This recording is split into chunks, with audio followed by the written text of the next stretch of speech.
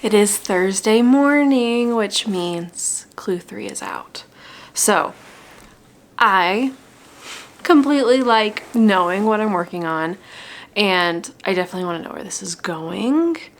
So I thought I might, as I'm speaking slowly, I thought what I might do is I'm going to start the video for the clue 3, and I'm going to jump to the end. I'm going to see what it looks like, and you can see my genuine reaction because I have not looked at it yet. I normally log on to the Ravelry groups and look at the photos, but I thought this might be a little more fun. And it's Thursday morning and I'm about to head into the office, so this is like all I can do today, and I know that I'll look at it later, so I thought I'd do it with you so that you can see where I'm at. So I have the video loaded, and I'm not going to show you what it looks like, but I'm just going to watch it and see. So let me find the timestamp for the end. Okay, the video this week is 1 hour and 31 minutes. Clue 1 was 3 hours. Clue 2 was 40 minutes. And so this one's like in between. So I definitely think more techniques this week, probably more knitting. Okay, completed clue 3, spoiler alert, at 1 hour 25 minutes. Here we go. And have all the stitches on your needle. So all of the stitches from section 2, those numbers, they're all on the same needle together with those section 4 slip stitches. Here is the final clue 3 completed with all 4 colors worked again. And we have 2 sections this week. These are like the piano keys, so you can play your piano keys with as many color customizations as you like. See, so they go into strips, and you're modularly working the strips and knitting those for section.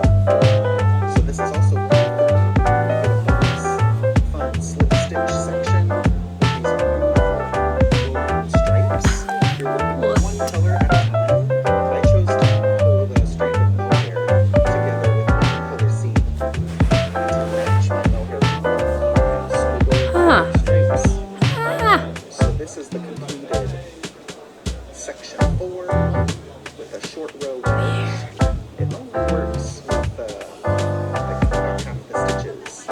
78 stitches at the end of 478 stitches. you work a one side row across all of the stitches at the end of section 4.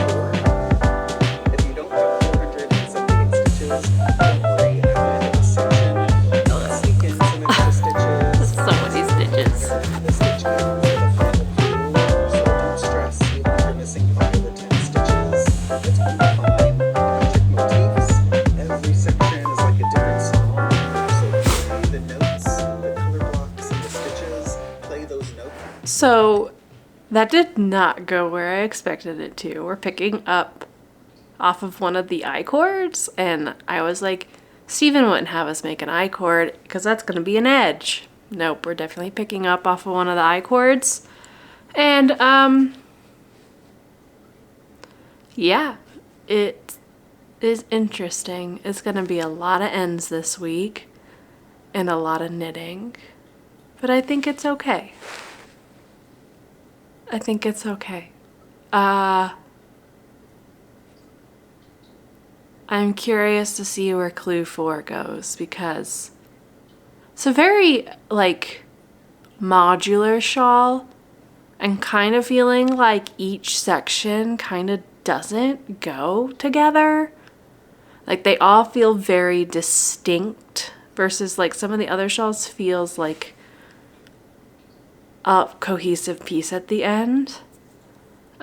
This feels very graphic and like not cohesive right now, at least to me. They all feel very like section 1, section 2, section 3. I don't hate it. I don't know if I would have picked this if I'd seen the whole thing at the beginning. But I'm committed at this point. I'm gonna keep going.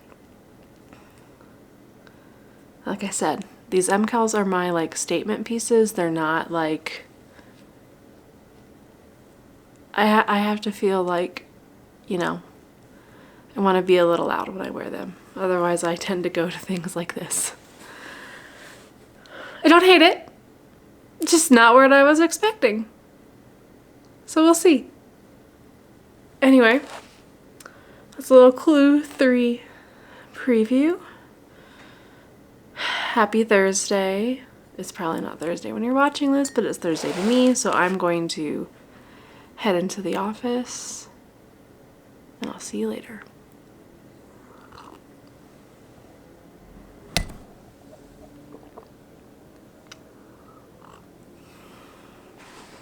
Not what I was expecting. 1 week later.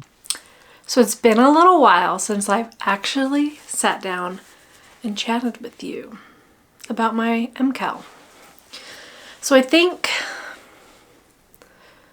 the last thing I kind of was talking about to the camera was my reaction to the Clue 3 release video. Since that time, Clue 4 has come out. I have not started Clue 4. It is currently the Monday after Clue 4 has come out. Last week I was at a women's accounting conference for the entire week, so needless to say, I'm a little bit behind. And I didn't record a ton while I was working on the beginnings of Clue 3 last week. At the conference, I was able to do a good amount of knitting on Clue 3. During the sessions, listening, I tend to knit while listening to things because it keeps my mind active, keeps me from scrolling, keeps me from working when I should be paying attention to other things. Also, the beginning of Clue 3 was all garter and short little rows, very easy to memorize. So it's honestly a really great conference kind of project to take. So last night, Sunday night, I was able to wrap up the first half of Clue 3, and so I wanted to share with you where I'm at. It was funny because at the beginning of Clue 3, I was on the Ravelry groups, and there's like this coloring page, and so I kind of played with some of the colors, decided I was going to switch 2 of my colors because I liked how it looked on my little illustration more, and started knitting them and got to the first part where I would switch the colors and then immediately was like, nope, I don't like these 2 colors beside each other, and I ended up doing it as the pattern was written. So the beginning of Clue 3 looks like this. So here are my colors. I think it looks so stunning. Ebony ignores me all day, and then when I start talking, she thinks I'm talking to her, so that's why she's now here. But this is my Clue 3. So I followed it exactly as it was written, the color order, and I think it looks really nice.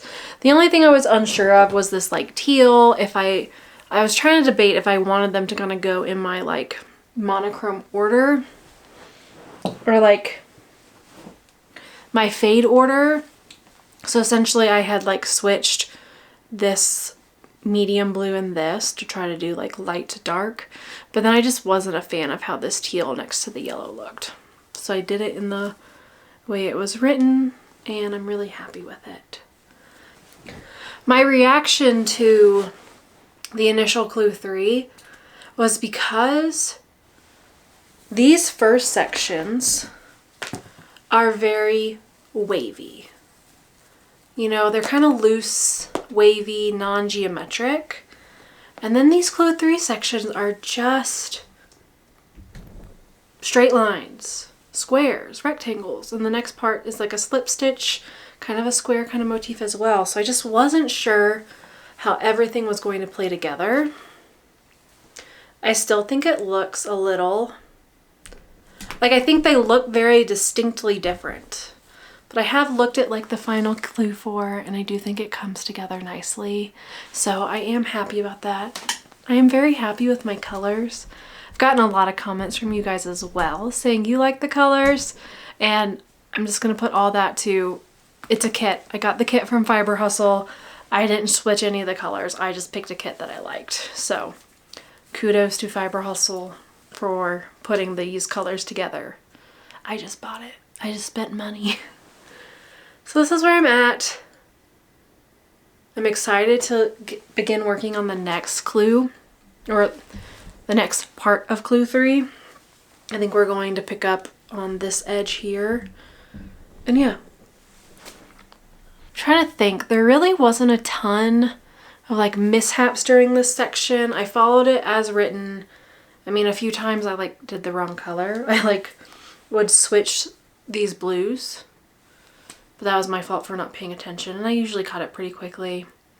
Otherwise, really the only thing I struggled with was this pickup.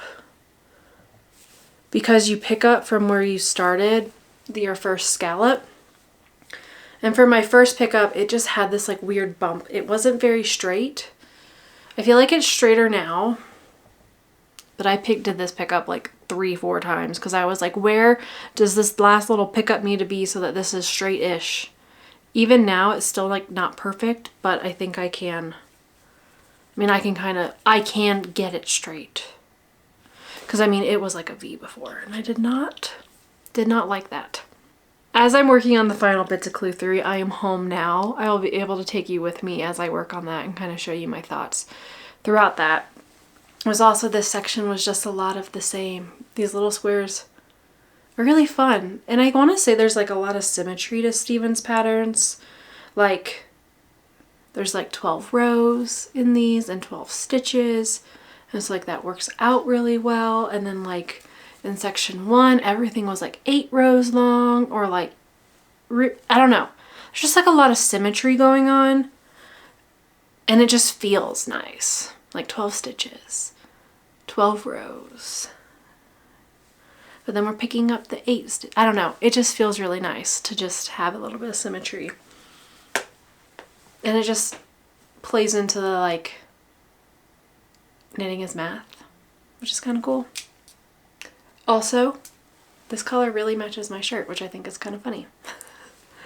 Anyway, thanks for sitting as I chat with you for like the first time in over a week about this project. But it's okay. You needed a little break from me. I needed a little break from hearing myself talk. And now we can dive back into this with gusto. And it doesn't it look? These colors are stunning. Anyway, I'm gonna go eat lunch now. Good morning.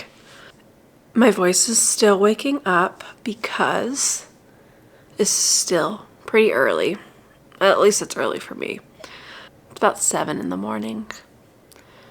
So I've just gotten up and I've gotten ready.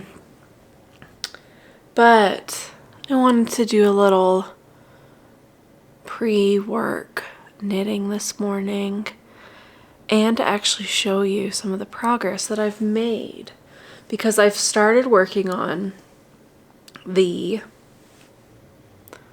think they call this like the slip stitch section. To me it looks like a basket weave, and to be honest, I was a little worried about this section, but I'm really enjoying it. So I also had to move my knitting to a longer cable. I was on this tiny, like tiny, like the tiniest, not the tiniest Chiaoku cord you could have, but it was pretty short. So I was like really bunched up. Now I've moved to a longer cable so I can really show things, but it's early and I don't have a ton of light, so we're doing our best. So that is, so it's not capturing the colors perfectly just because it's still a little dark in here and I don't have a ton of lighting. Give me 1 second. Ooh! I rotated a lamp that kind of has like a swivel head, I guess you would call it. Oh, that looks really, really bright though.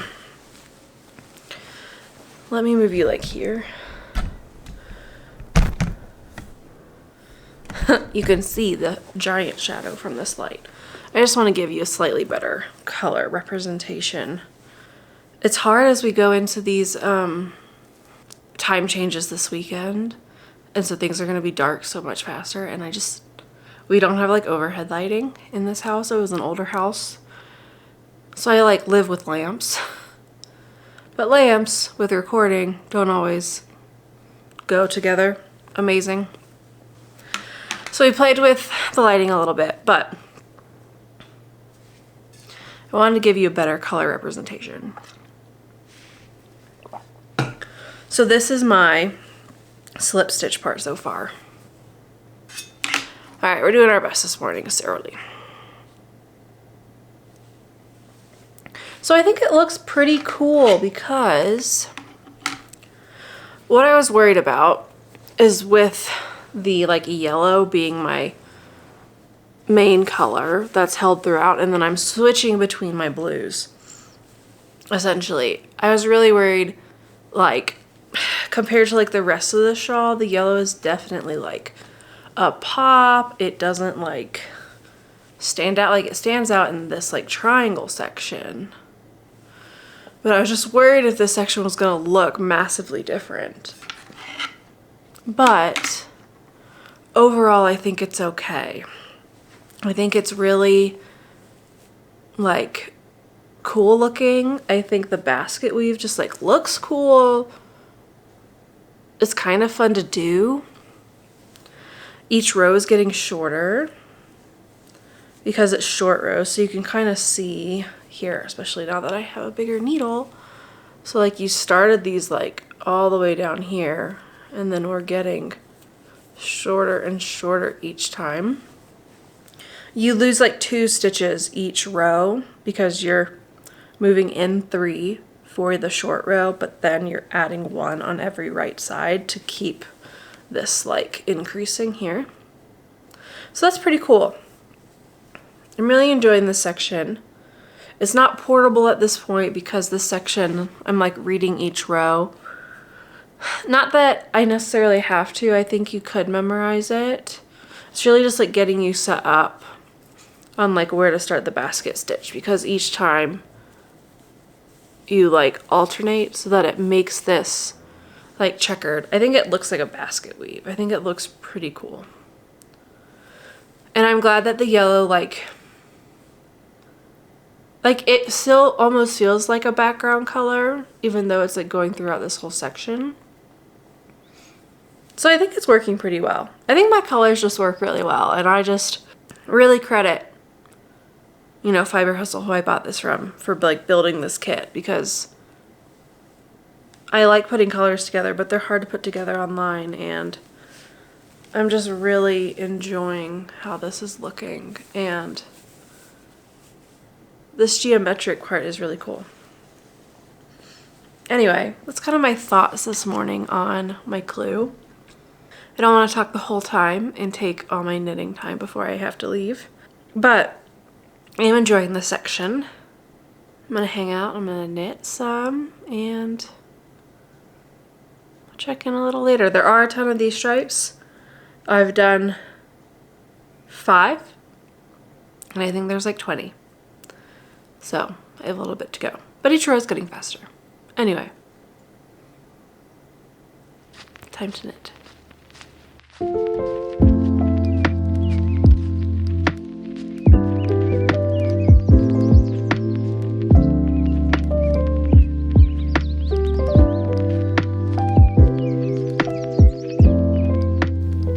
Guess who finished clue 3? If you guessed me, you guessed right, and that'd probably be a pretty good guess considering you're watching a video that I'm making. I mean, to be honest, a lot of other people have also finished clue 3. A lot of people have finished their shawl, but I was specifically thinking about myself. So yes, I finished this last night while we were, I actually finished it during the day. Yesterday was Saturday, today is Sunday, and that is my clue 3. So you start with the little triangle section here, And that's what I worked on mostly during my conference. These are pretty easy. They're really easy to memorize. They're really fun. They did have quite a few ends, but the nice thing with these is I was able to do weaving in as I went. So that was pretty nice. We then moved to this slip stitch section, which starts all the way over here and goes here, but you can see it's kind of like oblong, and that's because you do short rows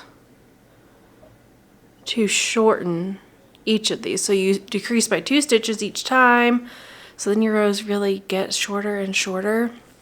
You increase 1 over here and you come in by 3 each time, so you're running out, each right side row you're getting 2 less. So that's pretty cool. It goes a lot quicker once you start going. I think it looks like a basket weave, so I think that looks pretty cool.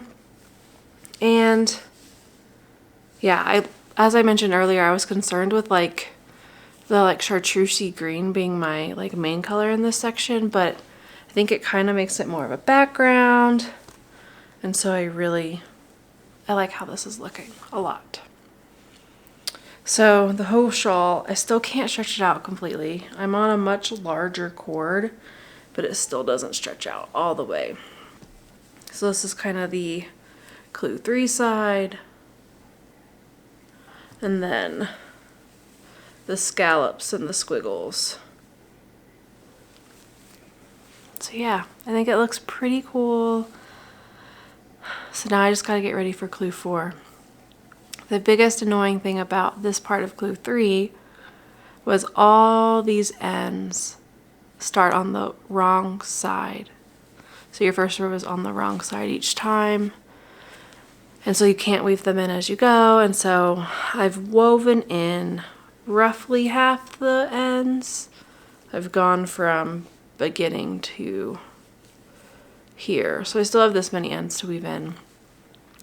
The nice thing is it's a pretty easy to weave in, so I'm just going along each of the color changes and just kind of grabbing one each time. So about 12 stitches or so till I get in, and that's been going pretty well.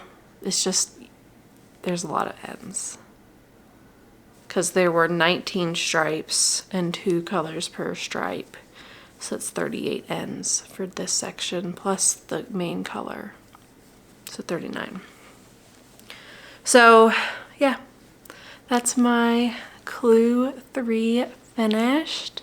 So I just want to say thank you for hanging out with me throughout this Clue 3. I know I was a little behind coming into this one because of my conference, and yeah, I don't think I got as much B-roll this time through, so hopefully it's interesting. Thank you for hanging out with me.